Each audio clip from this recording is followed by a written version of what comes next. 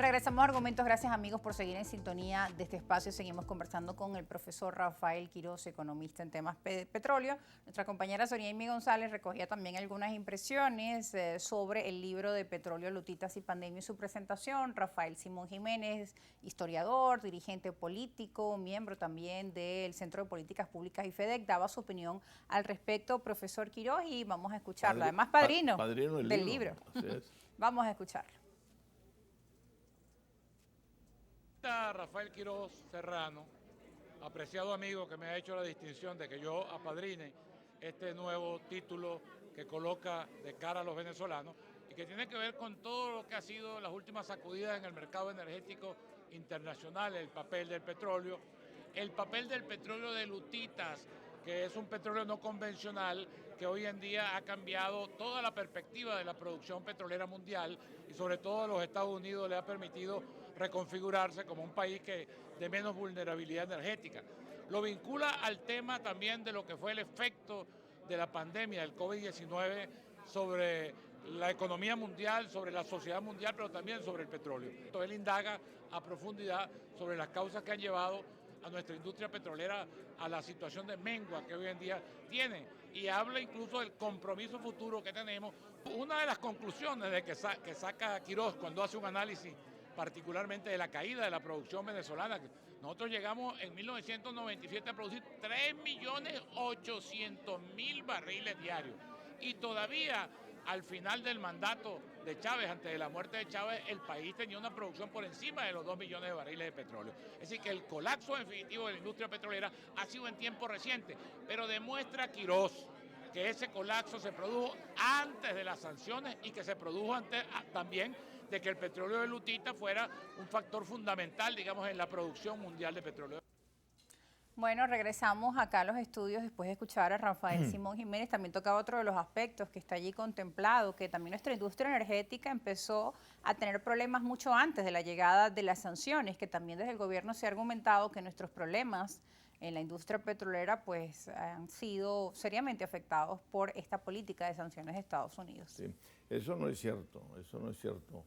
¿Por qué? La caída de la producción petrolera venezolana, si nosotros nos vamos a lo que llamamos la serie histórica de producción de petróleo, incluso no hay que ir desde el año 1917, donde empiezan a existir los números y las estadísticas petroleras en Venezuela, sino solamente desde el año 2005, nosotros desde el año 2000, vamos a hacerlo así, vemos que la caída viene a partir del año 2005 hasta nuestros días. Ya luego, con la excepción de los 2 o 3 últimos años que hemos aumentado la producción en 20.000, 30.000, 40.000, 15.000, 5.000, etcétera, etcétera.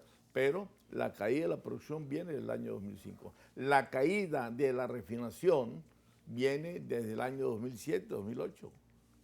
En el Táchira. Mucho antes de la política de sanciones 2017. 7, 8 años, 9 años con escasez de gasolina en el Táchira.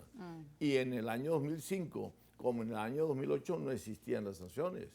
Entonces no podemos echarle la culpa a las sanciones porque el origen de la escasez o de la caída de la producción viene desde antes de las sanciones. Bueno, y a veces se nos olvida temas como ese, que el problema de la gasolina incluso empezó en Táchira mucho antes que lo que ocurrió a nivel nacional, que por cierto se agravó en la pandemia del COVID-19 también. Aquí, en esa época de pandemia, empezaron las restricciones de movilización en la medida que también empezaban los problemas de combustible, la falta de combustible en nuestro país, que esa es otra de las grandes interrogantes de los venezolanos. ¿Cuándo se va a normalizar esa situación? Sí, y también se habla. Lo que pasa es que en base al petróleo yo creo que se levantan no solamente muchas mentiras, muchos mitos, sino fábulas y novelas y cuentos. Se habla también de un bloqueo. ¿Cuál bloqueo? Yo quiero saber cuál bloqueo hay cuando el gobernador de Carabobo llega e importa, dicho por él mismo, aquí en este canal, importa 70, 80 camionetas, full equipo, 0 kilómetros, lujosas, blindadas de afuera del exterior. ¿Cómo se hiciste bloqueo? ¿Cómo entran la cantidad de medicinas que se encuentran en las diferentes farmacias del país. Cuando, de acuerdo a la Cámara Farmacéutica, creo que el 85-90% son medicinas de afuera. Las mismas bombas lacrimógenas, lo que importa Fuerzas Armadas, las Fuerzas Armadas o el Ministerio de Defensa viene de afuera también, de Europa y de mismo Estados Unidos. Aunque no hay que negar que el sector privado ha tenido dificultades, la misma Fede Cámaras lo ha dicho, que la política de sanciones dificulta un poco esas transacciones. Pero una cosa es que la dificulte, otra cosa es que no sea la importación como tal. No, en un bloqueo nada entra ni nada sale. Nada sale, claro. Ni salen exportaciones ni entran importaciones. Entonces, esos son mitos. Oye, la verdad que, bueno, al venezolano en medio de tanta calamidad, se le ha atiborrado un poco de mentiras y de leyendas y muchos venezolanos ingenuos y, bueno, caen en creer esas mentiras, pero otra cosa es, por supuesto, la realidad cierta, ¿no? Recuerdo el ministro de Energía y Petróleo, Tarek El Aissami, que había asegurado que para finales del año 2022 no veríamos colas de gasolina, por ejemplo, y en el 2023 está ya todo este escándalo PDVSA cripto también impactando nuevamente a nuestra industria petrolera. Así es. Bueno, y igualmente en relación a la salida de capitales, de toda esa plata que se han robado. ¿Cómo sale por los bancos si hay bloqueo? Y se han llevado plata. Rafael Ramírez y toda su comarca y qué sé yo, se llevan todos los millones. No podemos calcularlo hoy en día. Igual Tarek El Aissami. Bueno, si todo ese dinero de la corrupción en medio bloqueo no puede salir, pues, y se hubiese invertido acá en Venezuela, ¿cuántos problemas económicos, sociales se hubiesen solventado acá?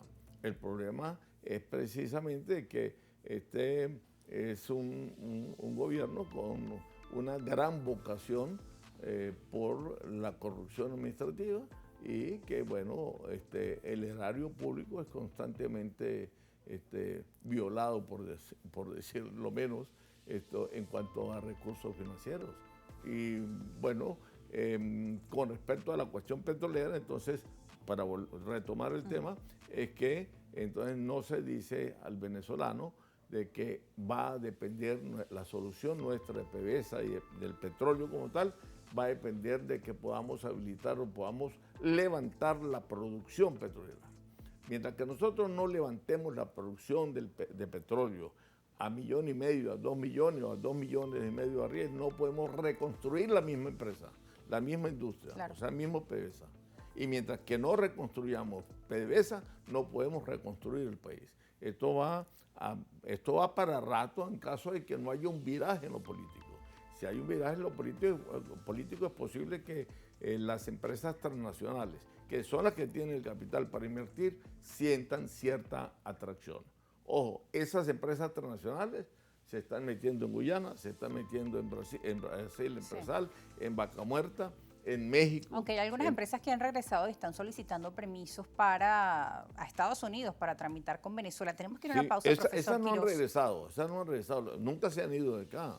Lo único es que no han estado en actividad, claro. Pero no es que han regresado. Esas operan, sus oficinas están ahí en los centros comerciales aquí en Caracas, en el San Ignacio. En el San Ignacio, lo que están es de brazos cruzados porque ellas mismas dicen. A mí me confesó un ejecutivo de una de las empresas transnacionales, por supuesto no digo qué, pero me la confesó en la embajada de Japón, con motivo del brindis, de un brindis, me dijo, no, nosotros tenemos plata, pero nosotros no vamos a invertir aquí $1 más si la contraparte, que PDVSA, no invierte, porque sigamos nosotros invirtiendo solos. No nos pagan lo que nos deben, o sea, lo que hemos invertido en lugar de PDVSA, nosotros no vamos a invertir absolutamente nada. Entonces, esas empresas están en Venezuela. No es que han llegado, ninguna de esas han llegado. Esas permanecen acá desde el momento de la apertura petrolera en la década del 90. Tenemos que ir a la pausa, profesor Quiroz, ya volvemos. Hay unas preguntas sobre eso acá por parte de nuestra audiencia y las vamos a aclarar al regreso. Ya volvemos.